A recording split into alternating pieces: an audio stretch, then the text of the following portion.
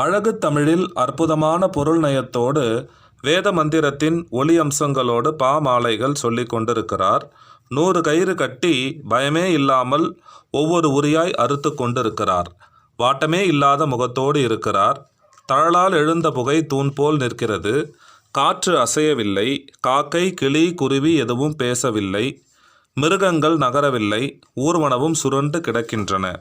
திருக்கடவூர் மக்கள் அனைவரும், உங்களோடு வந்த பிரதானிகள் அனைவரும், படை வீரர்களும் வேலைக்காரர்களும் ஆடுபவர்களும் பாடுபவர்களும் புலவர்களும் அடிமை சேவகர்களும் அவரையே பார்த்து கொண்டிருக்கிறார்கள்.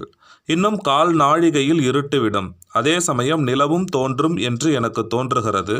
ஐயாவையன் அமைதியாக சொல்லி முடித்தார். சரி, அரசர் கொட்டாவி விட்டார். உரி கட்டி இடத்துக்கு நீங்கள் போங்கள், பின்னால் வருகிறேன். கோயில் தோட்டத்துக்குள் புகுந்தார். குளிப்பதற்கு ஆட்களை கூப்பிட்டார்.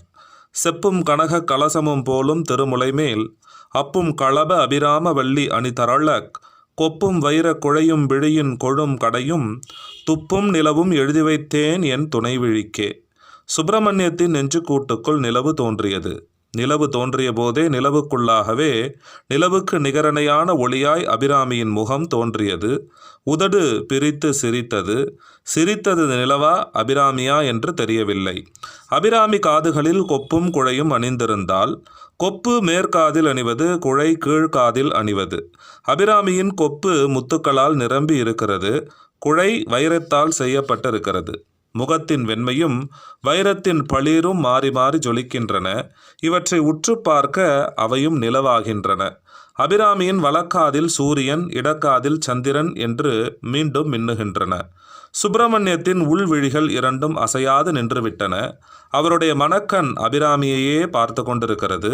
மிக பெரிய நிலவு அவரை சுற்றி கொண்டது. மயிர்கால்கள் குத்திட்டு நின்றன. 2 கைகளையும் விரித்து பரமானந்தமாக பார்த்தார். ஒரு காற்று சுழன்று வந்து புகையை விலக்கியது. குதிரைகள் மிரண்டன. பட்டத்து யானை பிளிரிற்று. கிணற்றில் நீர் நிறைத்து அரசன் தலையில் கொட்டினார்கள். நாய்கள் வானம் பார்த்து குரைத்தன.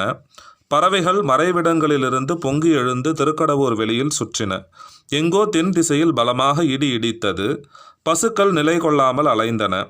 ஊர்ஜனங்கள் உயரே தன்னை மறந்து கைவிரித்து அமர்ந்திருக்கும் சுப்பிரமணியத்தை பார்த்து கை கூப்பினார்கள். அவருக்கு ஏதோ தெரிகிறது என்பதை உணர்ந்து கொண்டார்கள். அவருக்கு தெரிந்தது நமக்கு தெரியவில்லையே என்று ஒட்டுமொத்தமாய் ஆதங்கப்பட்டார்கள். இன்னும் 2 கயிறுகள் அறுத்தால் போதும். உரி நிச்சயம் நெருப்பில் விழும். கனம் தாங்காமல் மற்ற கயிறுகள் தானே அறும்.